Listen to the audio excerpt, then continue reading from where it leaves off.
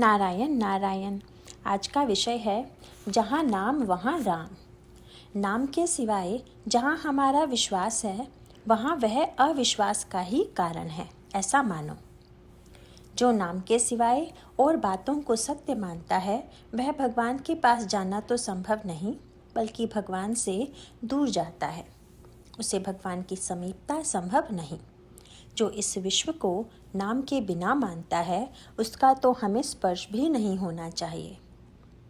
जहाँ नाम स्मरण की मस्ती होती है वहाँ प्रभु राम की बस्ती होती है। नाम स्मरण के सिवाय जो हमें सुखदायक लगता है वह ध्यान में रखो, दुखदायक होता है। जो अपने हृदय में भगवान राम को नहीं रख पाते वे तो मंदिर मंडप का ढोंग करते हैं।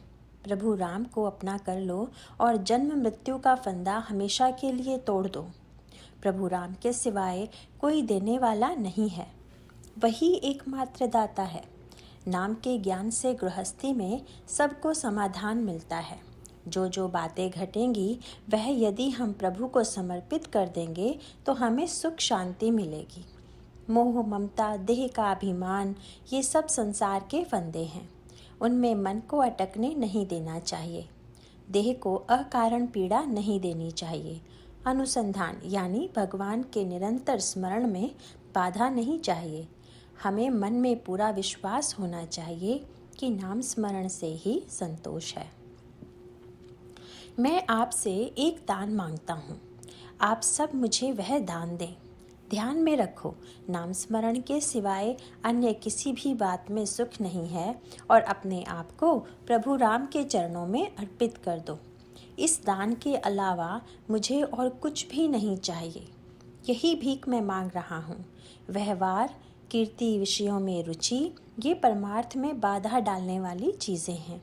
इन सब बातों को हटा दो और नाम स्मरण में लीन हो जाओ। राम को हृदय में विराजमान करना ही सही आधार है।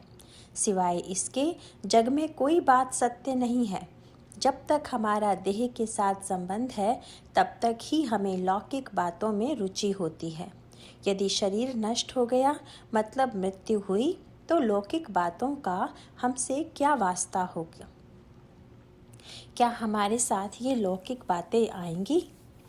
इसलिए इन लौकिक बातों में रुचि नहीं रखनी चाहिए और इसके कारण भगवान के प्रति जो लगन है उसका त्याग नहीं करना चाहिए। गृहस्थी के अल्प और मामूली सुख के लिए प्रभु का विस्मरण नहीं होना चाहिए। चारों वेद, छहों शास्त्र और स्मृतियों का भी पारायण किया तो भी जब तक मन शांत नहीं होता तब तक संतोष कैसे होगा? सभी शास्त्रों का सार यही है कि प्रभु रामचंद्र का नित्य भजन करना चाहिए। यदि हमारा मन नाम स्मरण में एकाग्र हो जाएगा तो संतोष प्राप्त होगा। नाम स्मरण में लगन लग जानी चाहिए। गृहस्थी के प्रति उदास नहीं होना चाहिए। यह सब सधेगा जब भगवान के प्रति अनुसंधान होगा। ऐसा कभी नहीं सोचना चाहिए कि अभी कुछ करना बच गया है।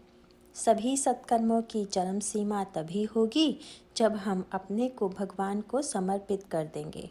राम के प्रति हमारा मन लीन हो जाना चाहिए। रात दिन उसी का चिंतन हो। यदि हम शरीर के द्वारा राम की सेवा नहीं कर पाए तो मन उसे समर्पित कर दो, कल्याण हो जाएगा।